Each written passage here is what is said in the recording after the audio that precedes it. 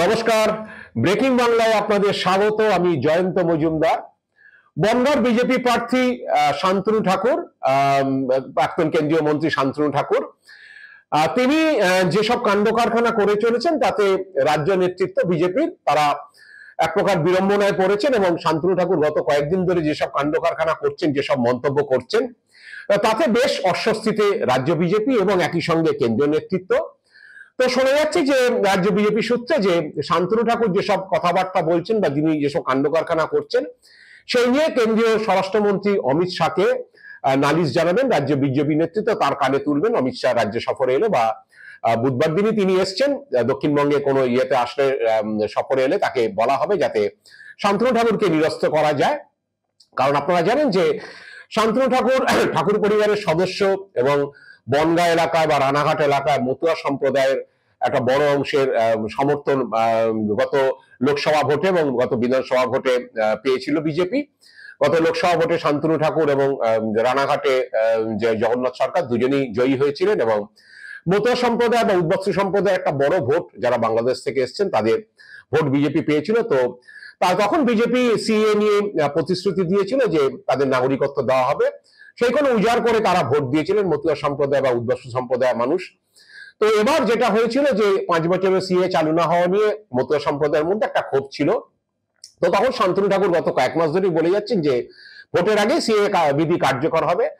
তো কার্যত ভোটের আগেই মার্চে সিএ বিধি কার্যকর করার ঘোষণা করেছে কেন্দ্রীয় সরকার। কিন্তু দেখা যাচ্ছে যে ঘোষণা হওয়ার পরে, বিধি ঘোষণা হওয়ার পরে তাই নিয়ে নানা বিতর্ক তৈরি হয়েছে। কারণ অনেকেই বলছেন যে যেরকম ব্যাপার বলা হয়েছিল যে নিঃশর্ত নাগরিকত্ব দেওয়া হবে, কিন্তু আদতে যা ফরম্যাট দেওয়া হয়েছে তাতে নিঃশর্ত নাগরিকত্ব নয়, তাদের অনেক কিছুই হচ্ছে শংসাপত্র বা সার্টিফিকেট সেগুলো জমা করতে হবে, অনেকগুলো হলফনামা দিতে হবে। তো এই কারণে এই নিয়ে বিতর্ক হয়েছে যে আদৌ তারা নাগরিকত্ব পাবে কিনা বা কিভাবে হবে, এই নিয়ে সংশয় হওয়াতে অনেকেই সে ব্যাপারে আবেদন করছেন না। এবং মতুয়া সম্প্রদায়ের মধ্যে যারা তৃণমূল সমর্থিত বা মমতা বালা ঠাকুর যে তৃণমূলের সাংসদ, তিনি বারবার বলছেন যে শান্তনু ঠাকুর এত বড় বড় কথা বলছেন, তিনি আবেদন করছেন না কেন সিএ নিয়ে। তো এইসব বিতর্ক চলছিল সিএ বিধি যখনই কার্যকর হয়েছে তারপর থেকে, যে আদৌ হচ্ছে তারা নাগরিকত্ব পাবে কিনা স্মুথলি বা নিঃশর্ত ভাবে পাবে কিনা। কারণ যে ফরম্যাট দেওয়া হয়েছে তাতে অনেক শর্তই দেওয়া হয়েছে, অনেক ডকুমেন্টস দাবি করা হয়েছে সেই ফরম্যাটে, যেটা না হলে তারা নাগরিকত্ব পাবে না। কিন্তু শান্তনু ঠাকুর সম্প্রতি কিছু কথাবার্তা বিজেপিকে প্রচন্ড বিড়ম্বনায় ফেলেছে এবং বিজেপি নেতৃত্ব মনে করছে যে তৃণমূল নেত্রী মমতা বন্দ্যোপাধ্যায় যে কথাগুলো বলেছিলেন সিএ বিধি কার্যকর হওয়ার পরে সেগুলোকেই সমর্থন যোগাচ্ছে। শান্তনু কিছুদিন আগেই বলেছেন যে যারা তৃণমূল করে তারা সিএ তে নাগরিকত্ব পাবে না এবং যারা নাগরিকত্বের বিরোধিতা করছে তাদেরও যখন যাচাই হবে তখনও সে সময় দেখে নেওয়া হবে যে তারা নাগরিকত্ব পায় কিনা। টিএমসির লোকদের আমরা নাগরিকত্ব দেব না, একটা টিএমসি কেও নাগরিকত্ব দেবো না, তারপরে ওদের দেখাবো, ঠিক আছে, ওদের খামটা নাচ কাকে বলে তারপরে ওদের দেখাবো। বড় বড় কথা না, মমতা বন্দ্যোপাধ্যায় যেন বাঁচায় তোদের। এটা কার্যত হুমকি যে যারা তৃণমূল করছে বা তৃণমূলের সমর্থক তারা নাগরিকত্ব পাবে না, বা যারা সিএ বিধি কার্যকরের ব্যাপারে বিরোধিতা করছে তাদেরও যখন যাচাই হবে আবেদনপত্র তখনও তাদেরকে দেখে নেওয়া হবে, মানে কার্যত তাদের নাগরিকত্ব আটকে দেওয়া হবে, এরকম একটা হুমকি তিনি দিয়েছেন। এই নিয়ে বিড়ম্বনায় বিজেপি, এতেও তিনি থামেননি। তিনি একবারও বলেছেন যে এখন হয়তো নাগরিকপঞ্জি করছে না, কিন্তু পরবর্তীকালে যদি সিএ এর পর এনআরসি হয়, কোনো সরকার করে, সেক্ষেত্রে রাষ্ট্রপতি শাসন করে যারা বেনাগরিক হয়ে যাবেন তাদেরকে বাংলাদেশ ফেরত পাঠালে তখন কি হবে। তো এই কথাতে হচ্ছে বিজেপি নেতৃত্ব আরো বেশি বিড়ম্বিত। তারা মনে করছে যে মুখ্যমন্ত্রী যে আশঙ্কার কথা বলছিলেন সেই আশঙ্কাতেই হচ্ছে শান্তনু বক্তব্য সমর্থন যোগাচ্ছে যে এনআরসি করে অনেককে দেশ থেকে বিতাড়িত করা হতে পারে, তাদেরকে নাগরিকত্ব যারা পাবে না সিএ তে, এনআরসি হলে তারা নাগরিকত্বের শংসাপত্র তারা দেখাতে পারবে না এনআরসির সময় এবং সেক্ষেত্রে তাদেরকে দেশ থেকে বার করে দেওয়া হবে। যা মুখ্যমন্ত্রী যে আশঙ্কার কথা বলছিলেন শান্তনুর বক্তব্য তাতেই হচ্ছে সমর্থন যোগাচ্ছে। তো এইভাবে বিজেপি নেতৃত্ব বারে বারে হচ্ছে শান্তনুকে বোঝানোর চেষ্টা করলো, তিনি একবজ্ঞা এইভাবে বলে যাচ্ছেন এবং যেটাতে বারবার এই তৃণমূলের সমর্থকরা নাগরিকত্ব পাবেন না বা যারা নাগরিকত্বের বিরোধিতা করছেন, সিএ বিরোধিতা করছেন, তাদেরও নাগরিকত্ব যাচাইয়ের সময় দেখে নেওয়া হবে। এইসব বলাতে বিজেপি নেতারা মনে করছেন যে অমিত শাহ বা শুভেন্দু অধিকারীরা যে কথা বলেছেন তাতেই তারই বিরোধিতা করছে শান্তনু ঠাকুর, কারণ অমিত শাহ বারে বারে বলেছেন যে সিএ তে কারো নাগরিকত্ব যাবে না, এটা নাগরিকত্ব দেওয়ার আইন। একইভাবে শুভেন্দু অধিকারীও বলেছে সিএ নাগরিকত্ব দেওয়ার আইন। মমতা ব্যানার্জি যেটা বলছেন তিনি মানুষকে বিভ্রান্ত করছেন, সিএ তে যদি কারো নাগরিকত্ব যায় তাতে তিনি নাক্ষত দেবেন, এই ধরনের কথা শুভেন্দু বলেছে। কিন্তু শান্তনু যখন বলছেন যে তৃণমূল সমর্থকদের নাগরিকত্ব দেওয়া হবে না, বা যারা সিএ বিরোধিতা করছে তাদের নাগরিকত্ব আবেদন যাচাইয়ের সময় তাদেরকে দেখে নেওয়া হবে, তো এইসব বলাতে আলটিমেটলি হচ্ছে অমিত শাহ বা শুভেন্দুর বক্তব্যকেই খণ্ডন করছে শান্তনু ঠাকুর। তো এই নিয়ে বিজেপি নেতারা বিড়ম্বনার মধ্যে রয়েছেন, বা শুভেন্দুর বক্তব্যকে সুকান্ত মজুমদারও সমর্থন করেছিলেন, সেক্ষেত্রে সুকান্ত মজুমদারের বক্তব্যকে খণ্ডন করছেন শান্তনু ঠাকুর। এর পাশাপাশি যে ঘটনাটি গত 2-4 দিনের মধ্যে ঘটেছে তাতেও বিজেপি নেতারা বিরক্ত শান্তনু ঠাকুরের প্রতি।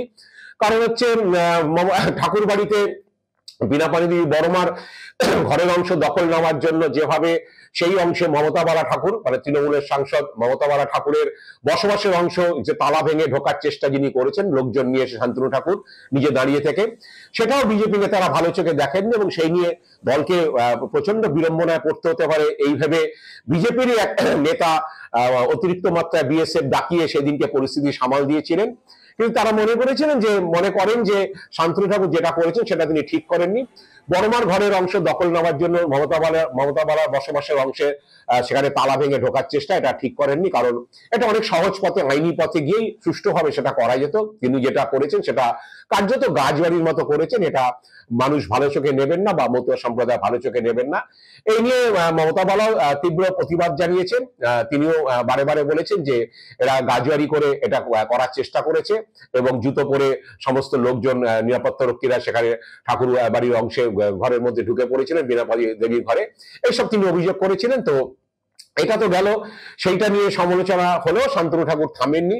তারপরেও তিনি হুমকি চিঠি যেটা এনেছেন যে তাকে লস্করি তৈবা হুমকি চিঠি দিয়েছে, এবং দেগঙ্গার কোনো বাসিন্দা নাকি তাকে হুমকি চিঠি দিয়েছে, বলছে সিএ এনআরসি কার্যকর হলে ঠাকুর বাড়ি উড়িয়ে দেওয়া হবে এবং তাদের পরিবার ক্ষতিগ্রস্ত হবে। তো সেই হুমকি চিঠি তিনি প্রকাশ্যে আনার পরেও হচ্ছে বিজেপি নেতৃত্বের মধ্যেই ওই হুমকি চিঠির বয়ান নিয়ে অনেক সংশয় রয়েছে।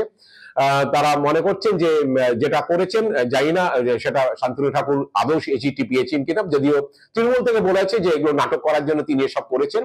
কারণ হচ্ছে তিনি পরিস্থিতি খারাপ হচ্ছে বুঝতে পারছেন যে মানুষ, মতুয়া সম্প্রদায়ের মানুষের যে নাগরিকত্বের টোপ দেওয়া হয়েছিল, আলটিমেটলি নাগরিকত্ব বিধি কার্যকর হওয়ার পরে তারা বুঝতে পারছে যে সেখানে নিঃশর্ত নাগরিকত্ব হবে না, তাই কেউই আবেদন করছেন না।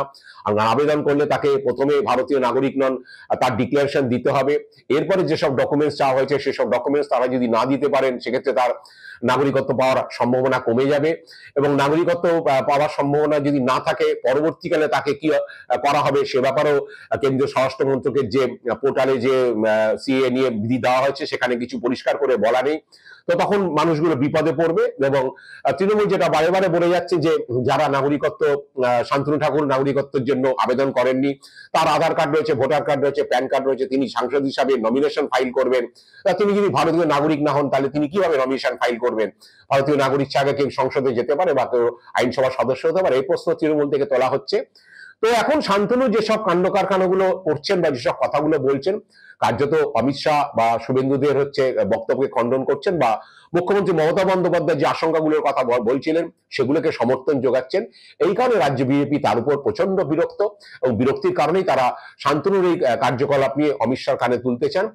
এখন লাস্টে চিঠি নিয়ে শান্তনু বলেছেন যে হুমকি চিঠি নিয়ে তিনি অমিত শাহকে বিষয়টি জানিয়েছেন, এবং তিনি বলেছেন যে অমিত শাহ নাকি তাকে তদন্তের আশ্বাস দিয়েছে, কোনো কেন্দ্রীয় এজেন্সি দিয়ে তাই তদন্ত করা হবে। কিন্তু বিজেপির অন্দরেই অনেকে বিশ্বাস করছেন না সেই হুমকি চিঠি নিয়ে, যে আদৌ তাকে সেই হুমকি চিঠি দেওয়া হয়েছে কিনা। এখন দেখা যাক শেষ পর্যন্ত। না হলে শান্তনু যেভাবে এগিয়ে যাচ্ছেন বা যেসব কথাবার্তা বা যেসব কার্যকলাপ করছেন, তাতে বিজেপি নেতৃত্ব মনে করছে শুধু বনগাঁ লোকসভা এলাকায় নয়, সিএ নিয়ে যে মতুয়াদের ক্ষোভ রয়েছে সেটা ছড়িয়ে পড়বে রানাঘাট অংশে এবং আশপাশের এলাকাতেও, যেখানে উত্তর চব্বিশ পরগনা নদিয়াতে মতুয়া সম্প্রদায়ের মানুষ রয়েছেন। তারা অনেকেই ভেবেছিলেন যে ভোটের আগেই তারা হয়তো আবেদন করে নাগরিকত্বের বিষয়টাতে পাকাপাকি ভাবে নাগরিকত্ব পাওয়ার ব্যাপারে তারা অনেকটাই আশ্বস্ত হবেন, কিন্তু সেই আশ্বাস তো আসেনি। উল্টে শান্তনু ঠাকুরের এইসব কার্যকলাপে তারাও আশঙ্কিত যে আদৌ হবে কিনা বা সেই টোপি থেকে যাবে কিনা। এখন বিজেপি নেতৃত্ব শান্তনুকে নিরস্ত করতে পারেন কিনা সেটাই দেখার। আজ এ পর্যন্তই। আপনারা ভালো থাকবেন, সুস্থ থাকবেন। নমস্কার।